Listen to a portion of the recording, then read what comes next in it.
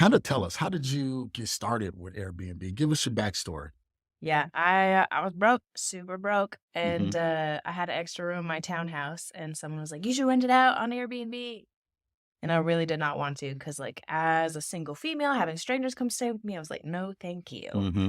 But when you need the money, you need the money. So I did it anyways, and like pretty soon, then I was having like I didn't have to make my whole rent payment, and then they were paying like my whole rent, and so then I got on my feet again, and then I was able to purchase a fixer upper, and it was a 4 bed, so then I had 3 extra rooms to rent out, and then it replaced my day job. So I was like, this seems to be working out. All right, 1 second. So you started off renting a room where Yes, you're originally living, yes, and it was paying your rent. Then you said you went and got house. okay, you went and got qualified for a home and you bought Yes, got it. So then you had like a 3 bedroom house, a 4 bedroom a house. four Yeah, bedroom house. but I had to flip it. Well, not flip it, but like I had to renovate it, which was like I did all the work myself, and it was a lot. Oh, It was so much. so like, you renovated it before you started Airbnb. Yeah, and I was super nervous though because I finished the renovation prime COVID time. Like it was like May 2020, and I was like, who's gonna rent my rooms? Mm-hmm. But then we had all these travel nurses, and so oh my gosh, I had more people wanting to rent than I had rooms available. So that's when I knew I was like, okay, I need to dive in like full time with this. And this was in Fort Wayne. Hmm. Got it. You're living there. It was in Fort Wayne, and then COVID hit as you bought your new house and was ready to get started. COVID hit a year after I bought my house when I was finally the rental. Rental took a hot minute for me, Yeah. but yeah. Okay. Cool. Okay. Wow. So how was that experience? You know, COVID's happening. You got this new business going on. So how'd you adapt and get through all that? It was nice to not like need a paycheck all the time. Like if we got laid off, if we got sent home, if the government wasn't gonna pay us the unemployment money, I was like, I mean, I'll probably be all right. Hmm. Um, and especially like the job that I had at the time was like before COVID even they were laying people off just for slow seasons. And I was like, Hmm. bro, I just bought a house. Like, I need money. I don't know. This is not the time for layoffs. And so I really was grateful that Airbnb was like a stability actually for me and stuff like that. Oh, okay. Yeah. So you said something important there because, right, sometimes people are new to the space and they just got to put it on Airbnb. One, there's more than just Airbnb, Yes. but what I had a friend doing before B&B was popular was what you said, the insurance. So that's how was that just, were they coming through Airbnb or did you find like a connection to get that resource to get bookings? I know that a lot of like other people that do what I do, like they have actual connections, it seems like. Hmm. I don't, at least not yet. But what I would have is like people would message me Airbnb or they'd find my direct Hmm. booking website.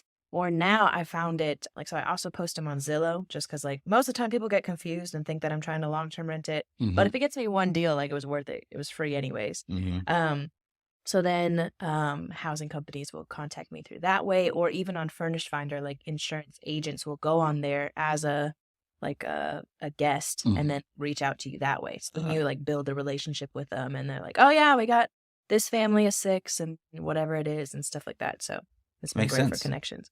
And how did you find your main cleaner? He props to him. So I had first, second, third string cleaner already. And this dude was like messaging me on Facebook about, "Oh, you need another cleaner?" And I was like, "No, dude, I'm fine. Like, thank you, but I'm good." And Hmm. he kept Persistent. going. And one day I needed someone bad. And he happened to message me. And now he runs all my properties, all of them. I mean, the Love ones Hmm. in that. Fort Wayne anyways. But and he even like I have one up in Michigan that's like an hour and a half, 2 hours away. And he even was like, I mean, for this price, we would go do it. So like I've never found a cleaner that won't ever tell me no. Like I've had some cleaners that are like, yeah, we just can't service it that day. And I was like, that's not an option. Like, I mean, tell me Hmm. it's a Yeah, bigger price, tell me something, but Right, like not right. cleaning it is not an option. that's true. And so how do you manage and communicate with them? Like, obviously sounds like you guys got probably something in place, but when you Yeah. first started, like, is there like checklist, a protocol or software? Like, what do you use? It was real just like kind of by the seat of our pants at the beginning. And it Hmm. was so unorganized because then I'd forget if I already asked him if they could clean on this day and all the things. So then we'd like just be confused. So then eventually I started like adding him to our calendar, but then also he was getting all the notifications as well from Airbnb, which was getting annoying. And then he also wouldn't get our direct booking ones. So long story short, I switched to a different channel manager for all of my platforms. And then that one it's called Hmm. Turnob, which I'm still ironing out. It's all right. We're getting there. What's it called? Turnover? Turn Turn-O-B-N-B. Yeah. Okay.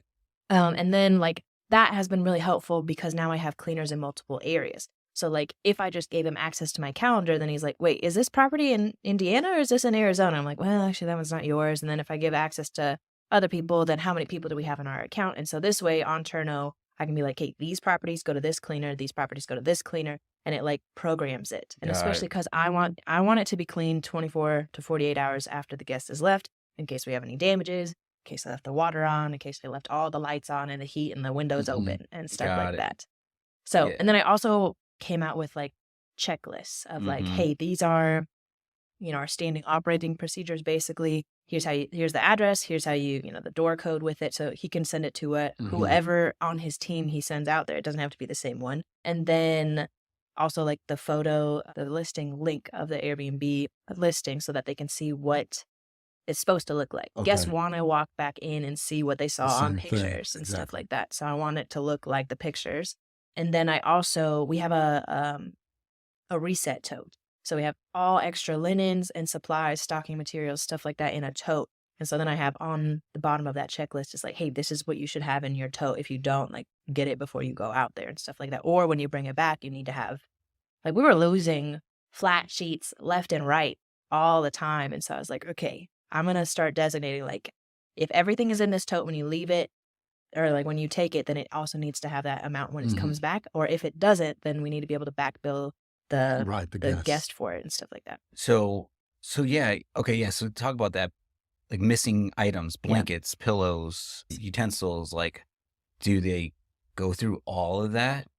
The cleaners? Like how extensive does it get? I would like to. I don't quite have like a inventory list of like, hey, if you see 5 glasses instead of 6, that means that one broke or something Right. like that. So we don't quite get that nitty-gritty, but what I do have is I have a form that they fill out after they clean, and it's like, "Hey, was anything damaged? How good did they leave it?" So then I can leave the proper review. Mhm. Was anything damaged or missing? If they did, please take photos of it. I have not found great success on how to prove smoking if there's not actual like remnants behind, but I did win a smoking case with ear cover, so it's Good. doable, but it's a pain. And then I also have them take photos of after they clean of just like documented, time-stamped pictures of like if the guest comes in and says, "Oh, hey, this wasn't clean, this wasn't clean." Like, no, we actually have photos of it. It was clean. Mhm. I don't know what Okay. you did to it, but What's a funny thing that happened? You know how some things are common sense, but the guest's ugh, always like, "Where's this? What's that?" So what's one thing that happens to you a lot? it's always the lock. It's always the exterior lock. And Mhm. I have an essay description of how to use it. I have a YouTube tutorial of Mhm. it. I even have remote access for me to unlock it for them. And just like, they're like, "Oh, it's a circle." And I'm like, "Yeah." They're like, "There's no buttons." I'm like, "Yeah, you just press the face of it and it lights up." And they just Mhm. can't quite figure it There's so out. many cool things. I remember my cleaners would unplug the flat screens when they clean. Ugh. And they would like wrap it around the TV and they'd Then you clean can't everything. find it. Then sometimes they would forget to plug the TVs back in. Ugh. And then every day, TVs don't work.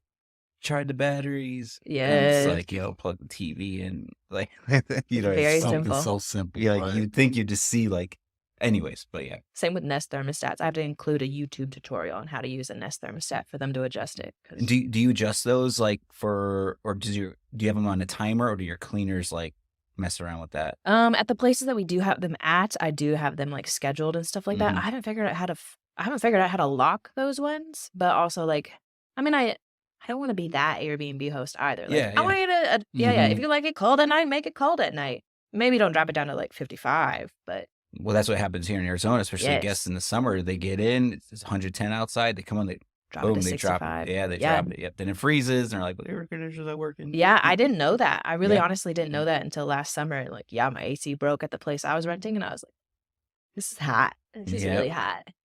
What about, do you incorporate any cameras or anything like that in your units? Yeah, yeah. Always outside. Always Yeah, outside. not I'm not trying to inside, creep in. Marcus. Yeah. Not inside. Okay. Yeah, be careful with that one. Yes. So I have them on the exterior of the property, every exit, entrance, stuff like that. Just so like if they're gonna steal my stuff, at least I'd have it on camera kind of thing. And Mhm. especially for pets or like extra people, like I have learned that if you put your camera over the door, there's like actual like missing spaces, blank Okay. spaces. And so people will like suck up against the side of the house and Okay, sneak in gotcha. their little dog. Yeah. So if I put Nice. it opposite of the door to fully encase it in the frame of view, then at You only least I get can those see. tips by doing. Yep. Yes, Yeah. yes.